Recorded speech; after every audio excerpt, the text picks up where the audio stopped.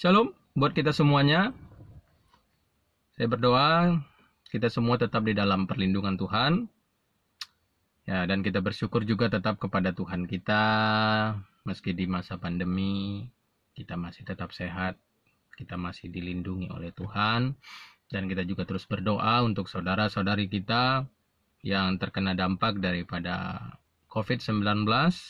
Ya, yang positif, yang dirawat, biarlah kita terus berdoa supaya kuasa Tuhan bekerja dan menyembuhkan mereka semuanya. Seperti biasa, hari ini saya rindu untuk menyampaikan sharing firman Tuhan buat kita semuanya. Saya berharap apa yang saya sharingkan itu menjadi berkat buat kita semuanya.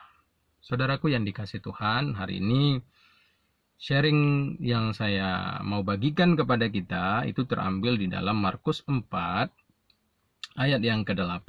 Ya, kita lihat Markus 4 ayat yang ke-8. Saya bacakan buat kita semuanya. Markus 4 ayat 8. Demikian firman Tuhan, dan sebagian jatuh di tanah yang baik, ia tumbuh dengan suburnya dan berbuah. Hasilnya ada yang 30 kali lipat, ada yang 60 kali lipat, ada yang 100 kali lipat. Nah, hari ini saya mengambil satu tema yang saya ambil dari pernyataan di dalam ayat yang saya baca barusan. Ya, yaitu temanya 30, 60, 100 kali lipat. 30, 60, 100 kali lipat. Saudaraku yang dikasih Tuhan, ayat ini berdiri di dalam satu perikop. Ya, kalau kita lihat, judul daripada ayat ini adalah perumpamaan tentang seorang penabur. Ya, jadi ini adalah yang pertama adalah tentang perumpamaan. Perumpamaan itu dipakai oleh Yesus untuk memudahkan para pendengar pada saat itu, bahkan untuk kita semuanya, untuk kita dengan begitu mudah mengerti apa yang dimaksudkan dari ajaran itu. Ya, jadi saat itu Yesus sedang mengajar, tetapi dia memakai teknik yang sebenarnya kalau saya katakan itu teknik terakhir, ya, teknik yang paling mujarab itu sebenarnya, dengan perumpamaan. Kalau orang Karo bilang anding-anding. Jadi dibuat satu gambaran supaya lebih gampang menangkapnya. Karena seringkali kan ketika kita menyampaikan firman Tuhan dengan bahasa yang terlalu akademis juga, itu ya jemaat yang mendengar kan itu agak sulit. Tidak semua juga jemaat itu, orang yang mendengar itu memiliki cara tangkap akademis gitu. Tidak seperti itu kan, begitu. Makanya Yesus memakai perumpamaan. Dan ini menjadi satu cara yang baik juga ketika kita menyampaikan firman Tuhan. Jangan terlalu akademis juga. Namun ayo pakailah juga perumpamaan-perumpamaan, karena yang mendengar kita ya situasinya tidak sama dengan kita. Perumpamaan itu baik ya. Tetapi kalau diartikan salah, ya jadinya salah. Nah, kalau kita melihat di sini, ini perumpamaan tentang seorang penabur. Seorang yang menaburkan. Apa yang ditaburkan sudah pasti benih, kan seperti itu.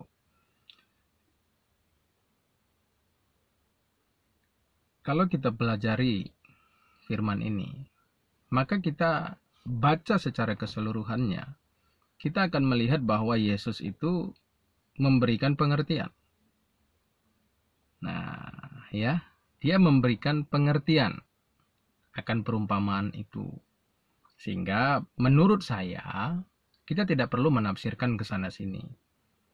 Apalagi membuat satu penafsiran yang maaf dalam tanda kutip kita buat-buat. Padahal Yesus sudah dengan jelas memaparkan pengertian yang sebenarnya. Saya juga percaya ketika kita mendapatkan ilham Roh Kudus pun tidak mungkin menentang pernyataan Yesus. Tidak mungkin. Artinya di sini adalah pengertian aslinya. Arahnya kemana, itu Yesus sudah katakan. Dan saya yakin Roh Kudus pun kalau ajar kita, memberikan ilham kepada kita, tidak mungkin keliru. Apalagi Alkitab ini ditulis bukan hanya dengan pengertian manusia, namun ada ilham Roh Kudus di dalamnya. Nah, Hari ini saya mau membagikan kepada kita, apa sih 30, 60, 100 kali lipat itu? Kalau kita perhatikan di sini, yang pertama adalah bukan dikatakan berbuah 30, 60, 100, tetapi ada kata tambahannya.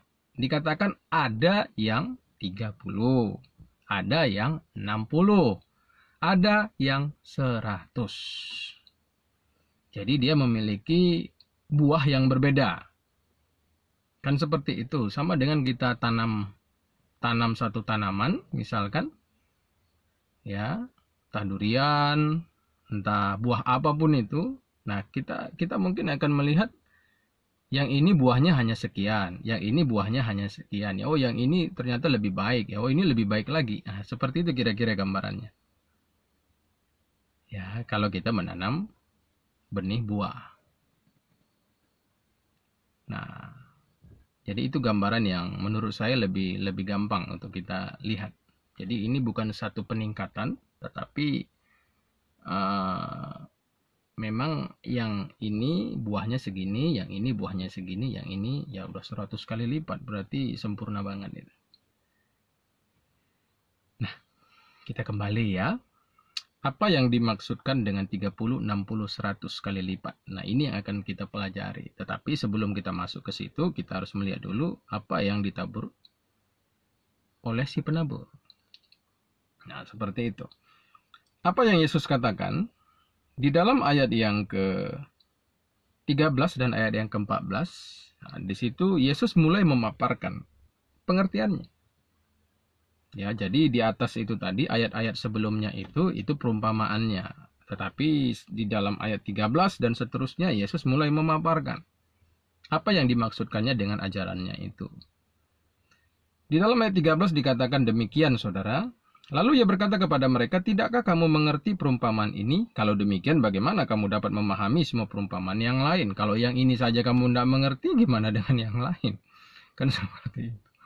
Artinya kalau pengajaran yang ini kamu tidak ngerti nih, waduh, pengajaran yang lain ya kamu akan susah. Tidak bisa kamu tahu itu nanti. Apa maksud saya sebenarnya di balik apa yang saya ajarkan kepada kamu? Kira-kira demikian. Kalau kita bahasakan dengan bahasa kita yang lebih gampang untuk dicerna.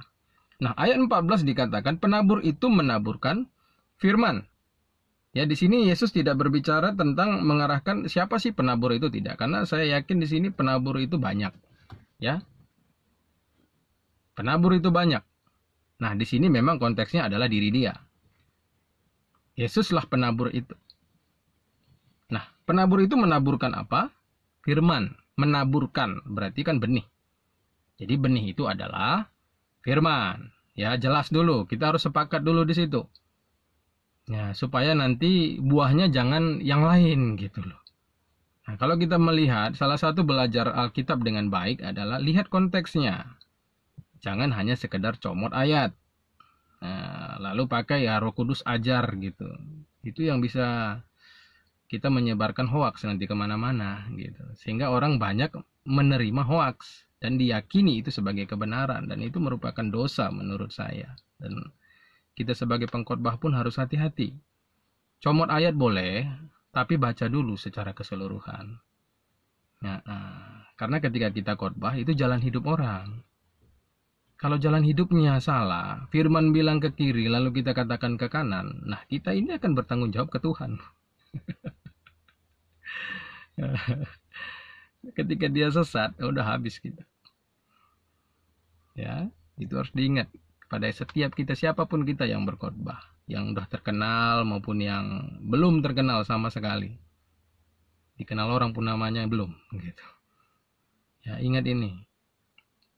Ayo baca, ya boleh ketika ambil ayat, ya seperti saya tadi cuma satu ayat saja saya ambil, tapi ya harus baca semuanya dulu supaya arahnya jelas. Kemudian penabur itu menaburkan firman. Jadi yang jelas di sini yang dimaksudkan adalah benih firman, bukan benih uang, bukan benih berkat. Tidak ada. Walaupun ada ayat yang berkata apa yang kamu tabur kamu tuai, tetapi itu tidak bisa dipakai dengan ayat ini. Ya, karena itu beda konteks, beda situasi, beda pengajaran. Apa yang kamu tabur itu berarti apa yang kita lakukan. Ini beda. Justru kita adalah tempat untuk ditaburkan benih itu tadi. Kenapa saya katakan begitu? Karena mulai ayat 15 sampai ayat yang ke-20, ya kita akan melihat di situ. Apa yang dimaksud dengan tempat yang ditabur benih. Dan itu maksudnya adalah diri kita. Ya, kita tidak terlalu fokus dengan ketiga tempat benih itu jatuh, tapi kita hanya fokus kepada ayat yang ke-20-nya saja, karena itu merupakan penafsiran dari ayat 8 yang tadi kita baca bersama-sama. Di dalam ayat yang ke-20 dikatakan, dan akhirnya yang ditaburkan di tanah yang baik, ya kan? Karena hanya di tanah yang baik yang menghasilkan itu tadi. 30, ada 30, ada 60, ada 100 kali lipat. Kan seperti itu. Ialah orang yang mendengar dan menyambut firman itu. Tanah yang baik itu adalah yang dimaksud dengan tanah, maksud saya bukan tanah yang baik ya. Karena tanah yang baik itu tergantung kita. Kita mau jadi tanah yang baik kah, ataukah kita ini di pinggir jalan, ataukah yang di berbatu-batu, atau yang di semak duri, itu kan tergantung kita semuanya. Nah, cuma saya hanya mau katakan, ayo kita jadi tanah yang baik. Ya, pada hakikatnya kita ini adalah tanah lah, seperti itu, tempat benih itu ditabur. Saya berharap kita semua menjadi tanah yang baik. Saya terus berusaha untuk menjadi tanah yang baik. Saudaraku yang dikasihi Tuhan, hanya tanah yang baik yang menghasilkan buah. Tanah yang di semak duri, ya, itu menghasilkan buah. Walaupun di perikop ini tidak dikatakan dia tidak menghasilkan buah. Cuma di Matius atau di Lukas itu dicatat menghasilkan buah, tapi bukan buah yang matang. Ya, kita tahu buah yang matang itu tidak bisa dikonsumsi, tidak bisa dinikmati. Kita mau menjadi buah yang baik, buah yang siap untuk dimakan. Sama kita dengan tanam buah-buahan, ya kita mau hasilnya enak. Kalau kita jual juga, ya kan menghasilkan dong, orang puas, seperti itu. Nah, sekarang begini ya. Akhirnya yang ditaburkan di tanah yang baik ialah orang yang mendengar dan menyambut firman itu. Menjadi tanah yang baik. Yang pertama kita perlu mendengar firman dengan baik. Dan menyambut. Menyambut di sini artinya menerima. Enak dan tidak enak, terimalah. Beda kita dengan menyambut orang. Ada orang nggak perlu disambut, saudara. Maling datang disambut, waduh, repot lah. Seperti itu. Tapi kalau firman, enak tidak enak, sambut, terima itu. Ya, cintai itu maksudnya. Jangan kita jadi orang yang pilih-pilih ayat. Jangan, itu menyesatkan. Itu yang membuat kita tidak jadi tanah yang baik. Ayo, cintai semua jenis firman. Larangan-larangan, cinta semua dengan hal itu. Karena itu fakta hidup tuh dengan Tuhan. Jangan kita hanya melihat Alkitab, melihat firman Tuhan, ya. Waktu orang Israel yang keluar dari Mesir bawa harta, nah itu aja cuma yang dicomot-comot. Itu aja yang diyakini dengan hidup kelimpahan kalau hidup ikut Tuhan. Padahal kita tidak mengerti konteks itu apa sih. Mereka mendapatkan itu memang karena kasih Tuhan kepada mereka. Tetapi kan tujuannya ada. Waktu di padang gurun nanti itu semuanya dipakai ya untuk membangun kemah, kan begitu. Mereka kan tidak bisa nikmati itu harta kekayaan di padang gurun. Mereka bikin apa di padang gurun? Dimakan juga nggak bisa. Makanya perlu ya, kita kalau lihat ayat-ayat firman, saya enggak salahkan kalau kita baca perjanjian lama. Enggak apa-apa, tetapi jangan sampai salah mengerti gitu. Apalagi dengan klaim Roh Kudus dan segala macam. Aduh, tolong itu dikurangin. Jangan kita membuat Roh Kudus itu berbenturan dengan pengertian firman itu sendiri. Jangan. Ya, kita perlu cerdas. Supaya kita tidak salah langkah dalam hidup ini. Jangan menilai Tuhan itu salah.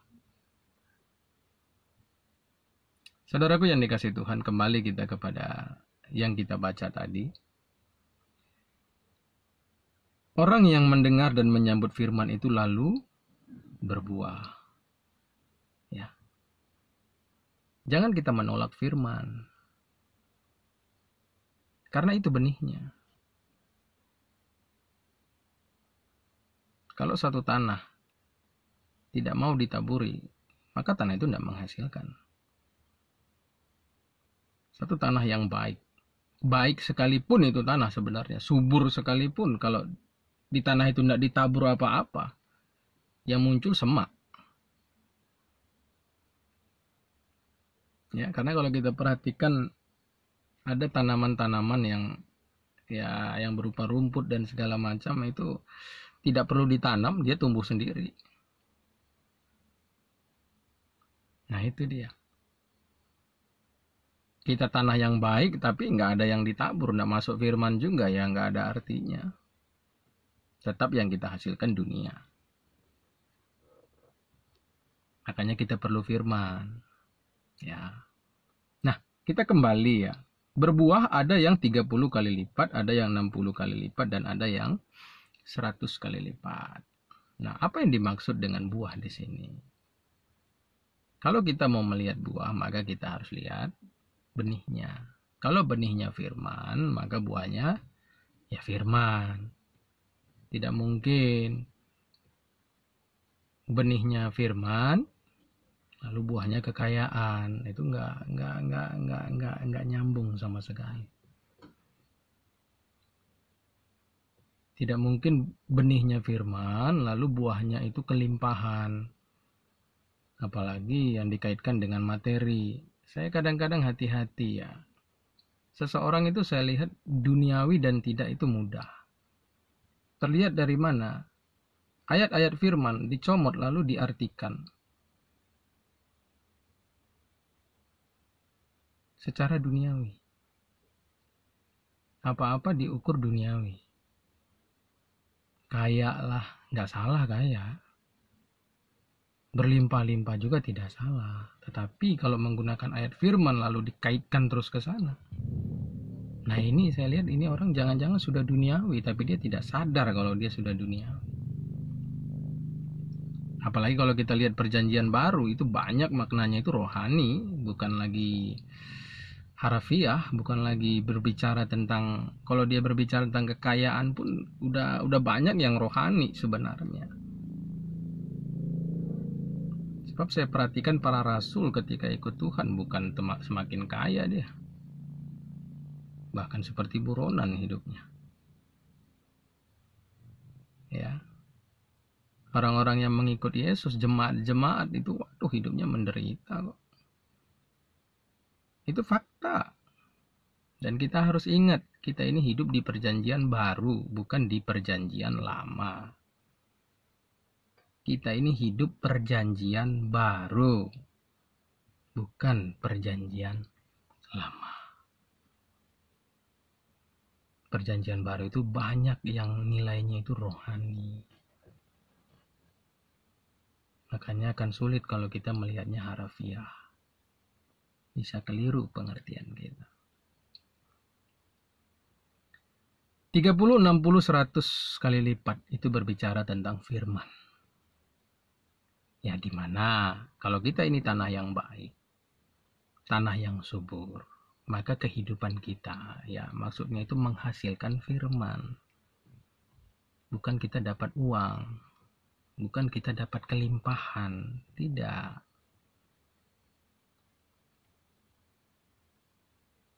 Apa yang dikatakan Paulus, kamu adalah surat-suratan Kristus, itu yang dimaksudkan. Hidup kita itu menghasilkan firman Tuhan. Ada yang 30 kali lipat, tapi menghasilkan. Ada yang dia 60, ada yang sempurna dia 100 kali lipat. Nah, kita harus kejar itu.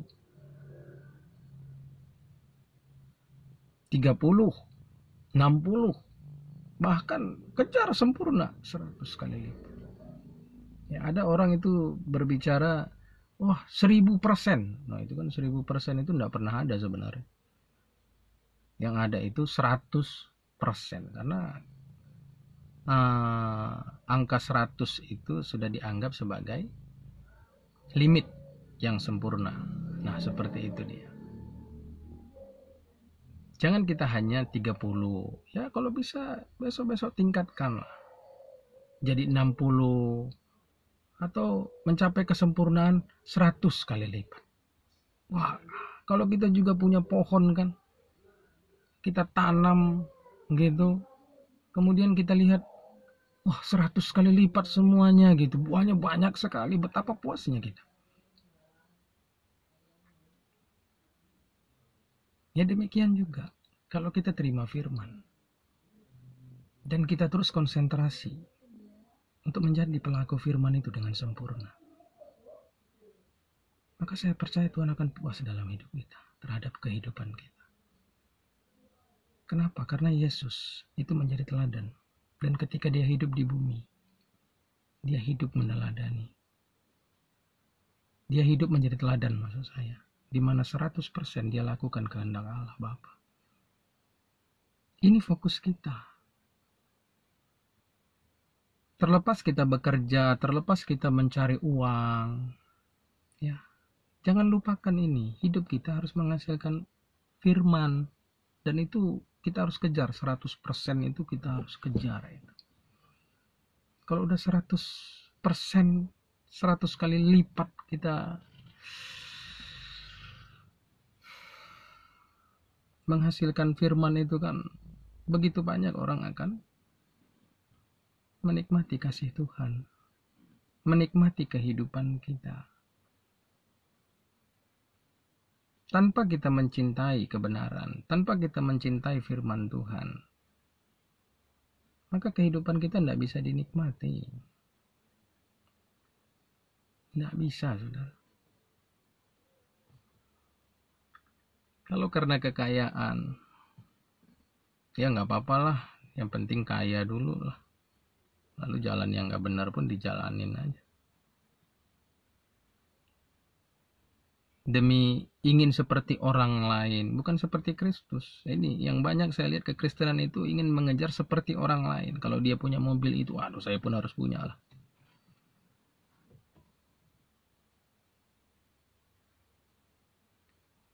Ini yang disebut dengan disemak-semak itu. Kekhawatiran dunia. Kekhawatiran akan hal dunia maksudnya. Karena pikirannya selalu terpaut kepada dunia. Jadi kalau dia hanya punya mobil yang mobilnya ya AC juga, angin cepoi-cepoi, waduh itu rasanya gimana gitu.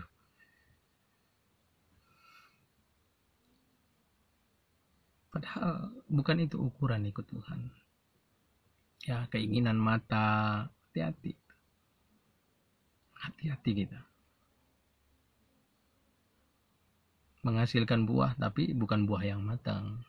Makanya hidup kita tidak bisa dinikmati orang. Bahkan Tuhan pun tidak menikmati diri kita. Ada perumpamaan tentang guru-guru palsu. Yesus berkata, "Enyahlah engkau, pembuat kejahatan. Aku tidak mengenal engkau." Kalau lihat bahasa aslinya, mengenal di situ sebenarnya adalah Tuhan tidak menikmati. Meskipun di situ adalah hamba-hamba Tuhan yang kerjanya bernubuat, ngusir setan, mengadakan mujizat pakai nama Yesus. Tapi Tuhan tidak menikmati hidupnya.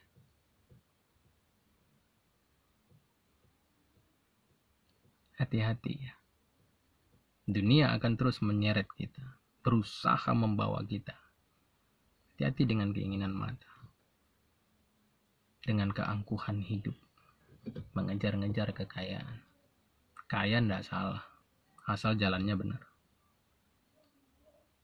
Ketika bekerja, bekerjalah dengan hidup di dalam firman.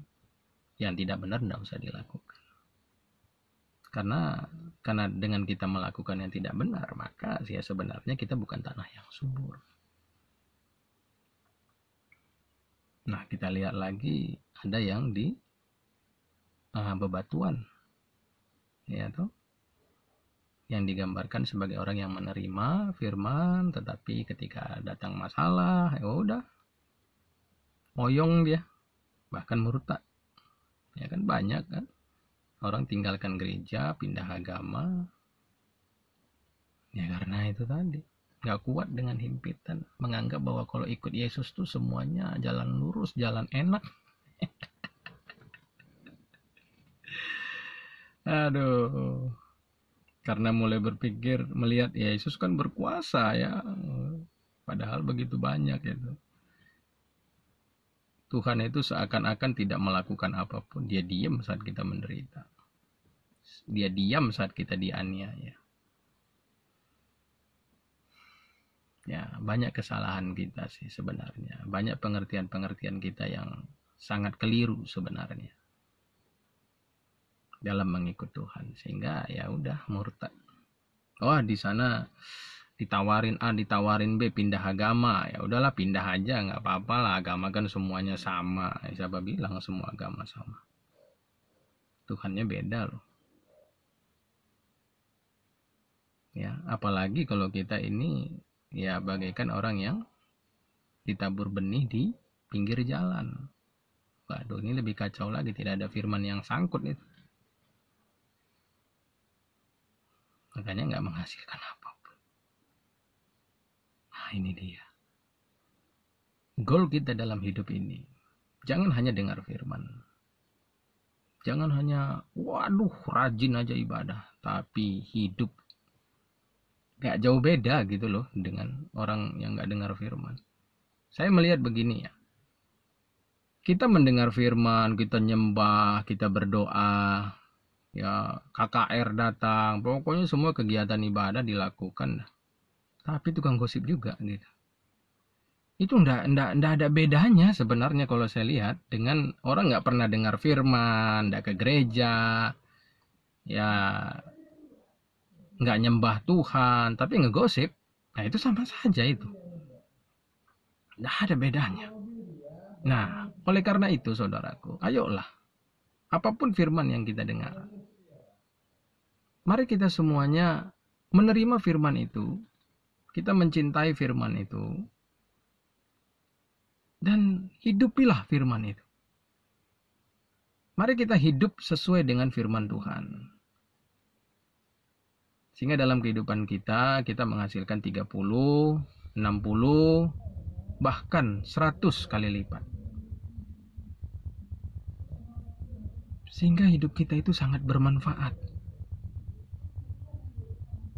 Ya. Di situ kita lihat tanah yang menghasilkan. Bukan tanah yang menerima hasil. Ingat, kita ini tanahnya. Kita yang memberikan hasil. Hasil itu dinikmati orang, bukan tanahnya menikmati.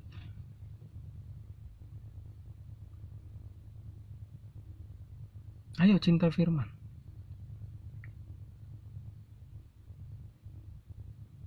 Dan berhenti kita dengan pengertian-pengertian yang sebenarnya tidak tepat, tidak sesuai dengan firman Tuhan. Jadilah tanah yang subur, yang ditanam benih firman Tuhan. Terima firman itu. Cintai kebenaran mulai hari ini. Supaya Tuhan memberkati kehidupan kita, menjadikan kita berkat.